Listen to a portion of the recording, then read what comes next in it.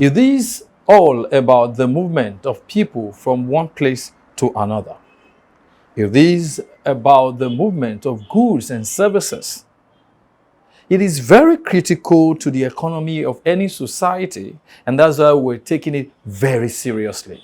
It is called transportation, and of course, out of the seriousness that we are attaching to it, that's the reason we are bringing this program to you. This is The Movers, and it's coming to you on the network of Silverbird Television. I tell you, if it's about professionalism in broadcasting, no station does it better. My name is Desmond Nwachukwu. I welcome you to another edition of The Movers. What do we have for you on the program today? I will tell you, but not after I've taken this break to pay some bills. Very quickly, let me thank our sponsor, Road Transport Employers Association of Nigeria, ably led by Dr. Musa Muhammad, Mitako B1, and very sincerely too, I need to thank my friend and my brother, Prince Adebayo Samsudeen Akpelogun, the one you call all-rounder. He's the national president of Akomoran. I want to thank you so much for being a part of the program today. So stay with us as I pay this bill. When I come back, I tell you what we have for you on the program today.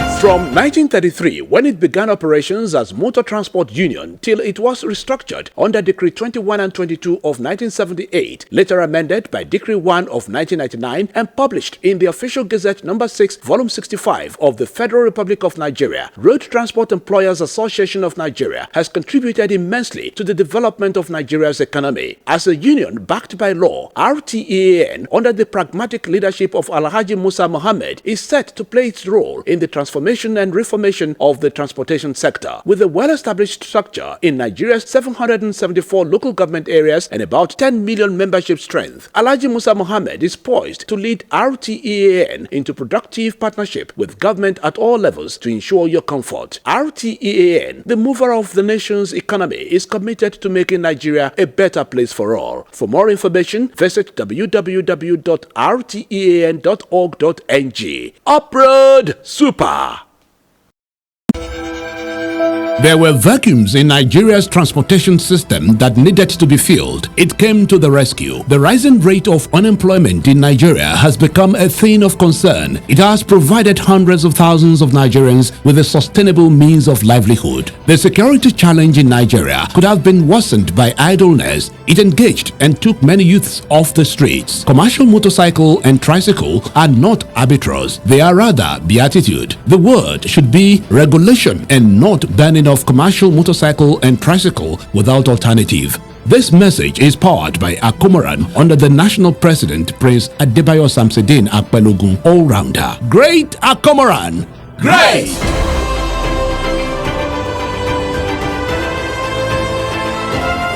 Thousands of commuters were stranded in Benin, the Edo State capital, as commercial bus drivers withdrew their services from some parts of Benin over alleged extortion by personnel of the Edo State Traffic Management Agency and Public Works volunteers. Commuters going from Wire Road to Ugowo and New Benin to Ugbowo had to trek long distances before they could get vehicles. The vehicles terminated their trips at Uselu, forcing the commuters to trek the remaining distance to their destinations, as protesting bus drivers blocked parts of the Benin-Ugbowo Road. The drivers took over some sections of the road and caused gridlock in some areas, while other sections were completely deserted. One of the drivers, Emmanuel Kanya, complained that there were not enough signs on the road to show where they could park or not, and that the extortion by the officials of the PUOV was telling on their ability to pay back for the buses they acquired on hire purchase for between 2.7 million naira and 3 million naira. However, reacting to the allegation, the managing director of ETSMA denied the allegation, saying they have gone the extra mile to educate them on where they should park and where not to. He further explained that they put signposts at designated places and they got to remove them at night.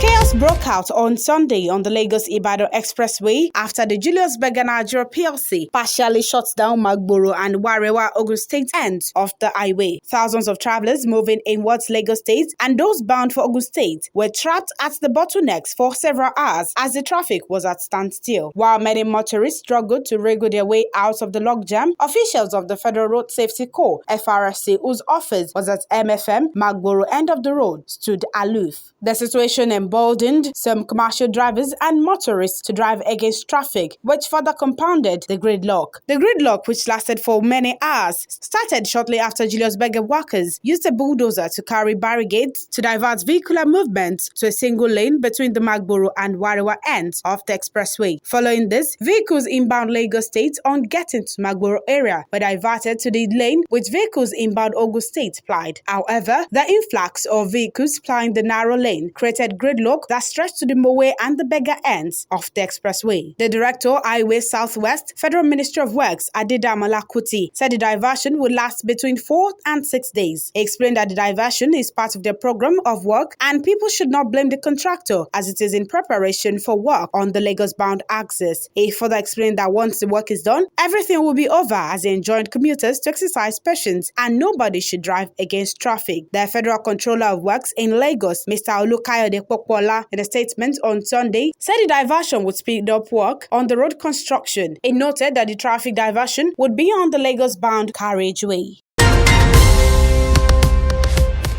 Several travelers trying to board the Kaduna-Abuja train at the Rigasa station have complained of ticket racketeering. As a result of this situation, desperate passengers have been forced to purchase tickets from middlemen at exorbitant prices. It was reported that the e-ticketing website of the Nigeria Railway Corporation has been down since Friday, and travelers have been advised to purchase their tickets at the station. This has reportedly provided an avenue for some railway staff to liaise with middlemen to inflate the prices of tickets. According to a report by Daily Trust, a correspondent who was at the Rigasa train station at 7 a.m. observed the travelers who could not purchase tickets for the 6:40 a.m. train had formed queues to purchase the 10:30 a.m. ticket. However, as at 7:40 a.m., the ticketing window was still short, while middlemen and some influential individuals were given access to the ticketing office to purchase tickets. It was observed that when the ticketing windows opened, several middlemen had infiltrated the queue and bought as many as 3 to 4 tickets, which were later sold to commuters at inflated prices, and the economy tickets bought at 3,000 naira were sold at between 5,000 naira and 7,000 naira to desperate travelers who were trying to avoid the Kaduna-Abuja highway. A resident of Kaduna who was at the station since 8:30 a.m. said at the time he arrived, he had been informed that there was no ticket for the 10:30 a.m. and was advised to wait and purchase a ticket for the next train. He, however, said he chose to purchase a ticket through a middleman at 7,000 naira. Daily Trust reports that as at 10:13 a.m., when passengers were boarding the 10:30 a.m. train, many travelers remained stranded at the station. The National Union of Road Transport Workers has called on its members not to drink or use telephones while driving, as this could lead to road accidents or deaths, which are usually on the rise at this time of the year. The president of the NURTW, Alhaji Tajuddin Baruwa, said this during a nationwide tour of branches of the union. While touring Lagos, Baruwa said they have to sanitize their motor parks very well because they have been hearing a lot of unpleasant things in the media about drivers. He warned that drivers have to be careful while driving, obey traffic laws, refrain from drinking alcohol while driving, and also avoid the use of their telephones while driving, as they have to be cautious of these things, especially in this Ember month. The NURTW president noted that the union has a cordial relationship with the federal and state governments, and he would want to keep things that way. The Federal Airport Authority of Nigeria, FAN, has suspended some officials who were caught extorting a passenger at the Muritala Mohammed International Airport, Lagos. FAN disclosed this in a statement on its official Facebook page, signed by the General Manager, Corporate Affairs, Erienta Yakubu. The statement noted that the officials are staff of the Aviation Security and Customer Service Department, or FAN, while the on-duty cards of their accomplice from the Nigerian Immigration Service has been withdrawn. Amid the growing concerns over the Omicron variant of COVID-19, Canada has added Nigeria to the travel ban list. This came after the World Health Organization on Tuesday called for countries to keep calm and take rational measures in response to the new COVID-19 variant, Omicron. And that ends the trending news in the transportation sector for this week. I am Toluwaleke Ali. Engineer Jerry Oche, the Railway District Manager of the Lagos District at the Nigeria Railway Corporation. He holds a Master's in Business Administration and a Bachelor of Engineering in Mechanical Engineering. He is a Certified Engineer of Koren and Nigerian Society of Engineers. He is also an associate member of the Chartered Institute of Logistics and Transport and the Chartered Institute of Transport Administrators. His management, by actively engaging every member in decision-making style of leadership, has set a new standard for prospective leaders in the district and beyond. The train from Lagos to Ibadan is 2 hours, 47 minutes. There's no addition, no subtraction. You know when you will leave, you know when you get there. Before you ask me why it takes so long, I will explain myself. The project is still under construction, so we can't do the maximum speed. The design speed for the track and the rolling stock is 150 kilometers per hour. The distance from Lagos to Ibadan is 156 kilometers. So if I do my maximum, I'll do that an hour plus.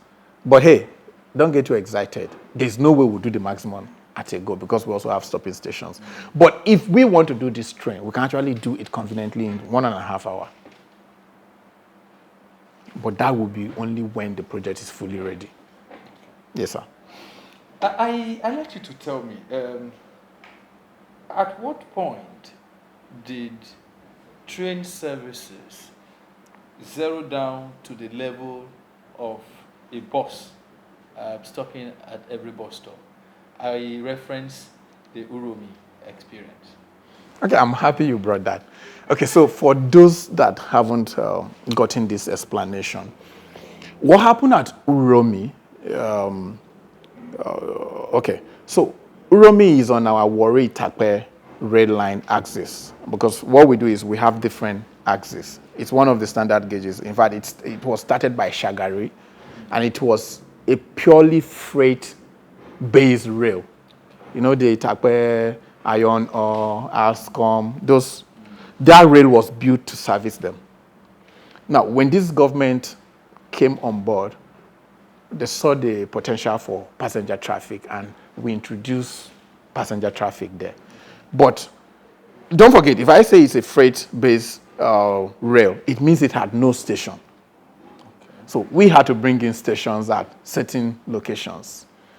Uromi is not one of those that had a station. So the traditional ruler for Uromi, I think it's called the Onoje of Uromi. I'm not very sure, and the Uromians should not criticize me for this, please. But the traditional ruler made an appeal to us that there is need for us to start stopping at Uromi. So the railway representative there went, they met, and the traditional ruler and the people gave us land and decided to build it themselves. So it's a community project. Fantastic. Now, and don't forget, I'm not holding forth for them. I think for a community project, people want to see, okay, no big government. If they say they are going to stop, let them start stopping before we commit anything. Because you may commit something now and tomorrow they will change the plan. So I think that was what happened. So we started stopping at Uromi even before the community built the station. But what we did is to make sure we have a porter cabin and security men there. So the video you saw is just part of the story. Because what happened was that the person only videoed the train. Behind him is a porter cabin and security men. So we call such stations halt stations. Halt stations for us are stations that don't have the normal facility that a station is supposed to have, but a train can stop and pick people and drop people there. Now, if that is the situation in Uromi, why don't you have, convenience at your Agege station? If I ask you who said so, You saw, I believe you must have. I think you're on top of your game. So you must have seen the video I saw. Okay. So the video you saw is this. One of our passengers used the Lagos Ibadan train. I want to believe maybe she was coming from Abeokuta or Ibadan and arrived and wanted to use the convenience before going out. But let me explain to you how the station is designed. All our stations, the design is you have the departure and the arrival. They are two separate entities. So if you're arriving, you don't have access to the departure hall. And if you are departing, you're not expected to. As a matter of fact, you can't board through the exit. You can only board through the departure hall. So the convenience for Agege station is in the departure hall. The passenger arrived and wanted to enter the departure hall, which was locked. And why do we lock it? We lock it because normally, because of the construction going on there, we have too many people using those facilities that are not even passengers. So what we normally do is that period of boarding, you can only access that hall with a ticket. If you're not traveling, you can't have access to the hall. I'm sorry to tell you this, but do you know we have people living around Agege that just come to the station to use themselves and go away? But let's leave that for another day. So on this particular day, the woman came and she wanted to use the departure hall where we have this facility. And it's a train arriving, not departing. So that hall was locked. Okay? Now, could we have handled it in a different way? Sure. All we needed to do was what? I mean, the people on ground maybe explain to her, and if she's really pressed, the laws are, I mean, we make the laws. Yeah. We're not made for the law. If it's a genuine case, there should be that one of whatever. But again, what we're trying to avoid also is this abuse. Okay? And, you know, anybody, maybe the next thing you hear is that people are now coming from outside to pay and then railway people are allowed and use. So we're also trying to avoid all that. But believe you me, all this is happening because what? The construction is still ongoing. If all the construction is done, we will make sure we have a place where people arriving can at least do all that and then the departure and all whatnot. It's just because of the work in progress nature of the project. One of my biggest challenge, especially with the standard gauge, is our inability to really deploy whatever we have 100%. Okay? It pains me when people come to board the train and I had to turn them back. Now, what's our plan? When the whole project is ready, we intend to do 16 trains a day. So every hour, there's a train leaving here, there's a train leaving Ibadan. That's our plan. These 16 trains, we intend to have what we call the express train and then the commuter. The express train will stop maybe, if that's what we want to do, maybe just at Abeokuta and then either Lagos or Ibadan, while the commuter will stop at each of these 10 stations. So the express is going to be faster, you pay more, while the commuter will, if you don't have anything to do with your time or you're not so much in a hurry, you could just take your time, catch the scenery and all whatnot, and then get to your destination. And for me, why it pains me is that what? I see the people who really want to enjoy the service now, and I'm not able to serve them because what? The project is not ready. So I see that as a challenge. Okay? And then there are so many other things that are supposed to like make people really enjoy this service that is really not on ground now, but most of them were working on, for example, e-ticketing. Why do you have to come to the station physically to get a ticket? Why won't you just sit at home, just buy your ticket, you're sure you're going to catch the train? Like I said, all this is a process, we've kickstarted it. But I would have been more happy if right now I have all this to offer people. The station, for example, Molaji Johnson Station, there's a possibility for people to do park and ride. You could just bring your car, park it there. If you like, go to Ibadan 5 days. You come back and pick your car. All that we can't do now because of the construction. So those are the challenges, I feel. But like I said, they are all things that, I mean, we have solutions. On the line. Yes. Now, I don't know whether you are the best position in the best position to answer this question. No, if I'm not, I'll tell you I'm not. Or we should begin to look up there. Okay. And that question is this: at a point in time, it trended in the news that you are asking for your cost of maintenance is more than what you are making. Do you have answers to the question? Ordinarily, I would have asked you to ask the managing director, but again, he posted me here, so I should be able to also cover him. To provide the Yeah. answers. Okay. So here is it. Don't forget, railway operation is capital intensive. Our wage bill is 9 point something billion a year. You're looking at me. You're shocked. There are some government agencies that their salary for a year is like 500 million, less than $1 billion. Okay? Now, for you to break even in railway operation, and this, I'm not talking about Nigeria now, generally, for you to break even, the real money in rail is in freight. It's not in passenger service. Because passenger service is a ticket. You just pay me, you cross your leg in the train. It does not matter how much diesel and coal I'm burning. But when I move freight, I charge per ton, per kilometer. So I have wagons. For example, on narrow gauge, I have wagons that are rated at 40 tons. If I'm taking you to, say, Zaria, to Kano, I'm not sure, but Kano should be 1,193 kilometers. So generally, for railways to be able to break even, we need to up our game in terms of our freight movement. I told you about capacity on the narrow gauge, which we're trying to beef up. And for the standard gauge, we haven't started freight on Lagos-Ibadan, but we're doing freight on Warri-Itakpe. Kaduna Abuja, we're not doing freight. Why are you not doing all of that? Okay, because freight is not just about you carrying. Okay, I'll give you a practical example for the Lagos-Ibadan. The idea is for us to move, say, containers from the port, right, to Ibadan. So we're supposed to have an ICD at Ibadan in partnership with Oyo State. As we speak, there's nothing on ground yet. So if I carry containers from here to Ibadan, have you thought of how I'll have to unload it or handle it there? All that is not ready. It's only when it's ready that we can do that.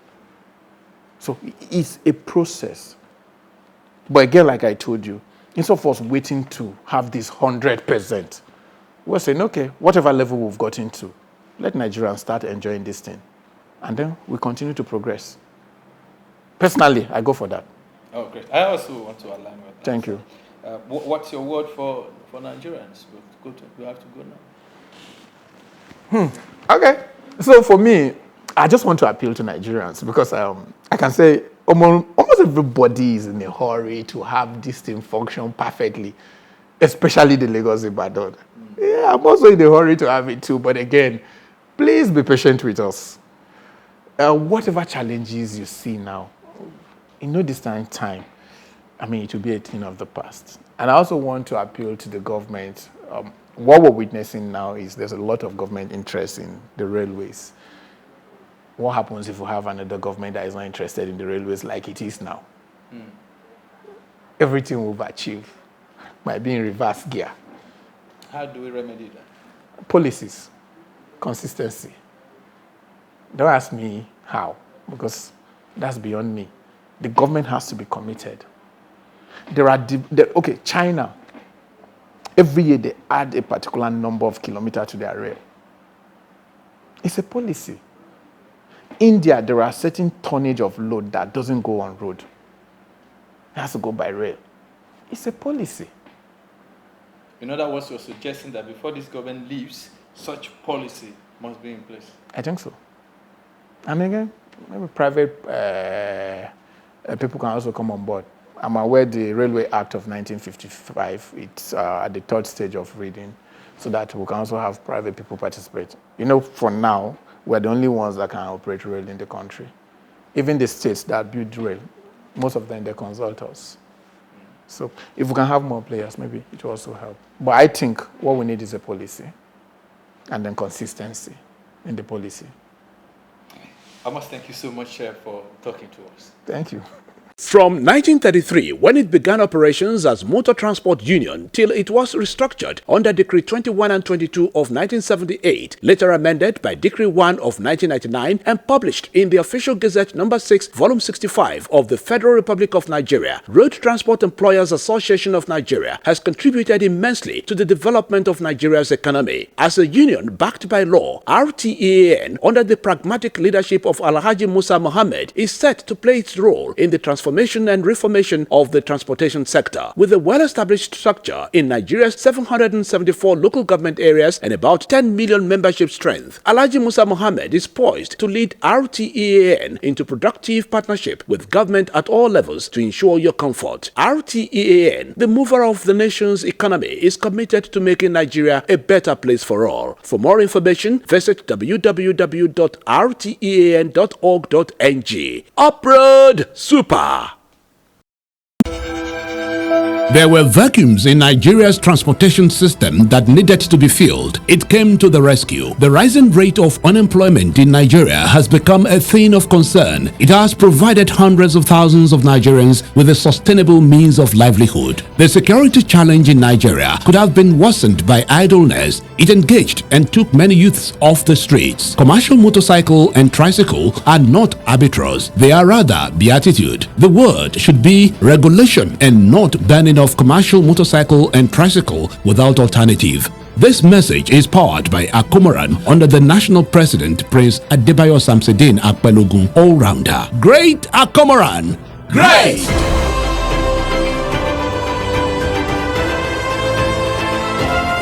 That's the size of our package this week. So we've got to go now.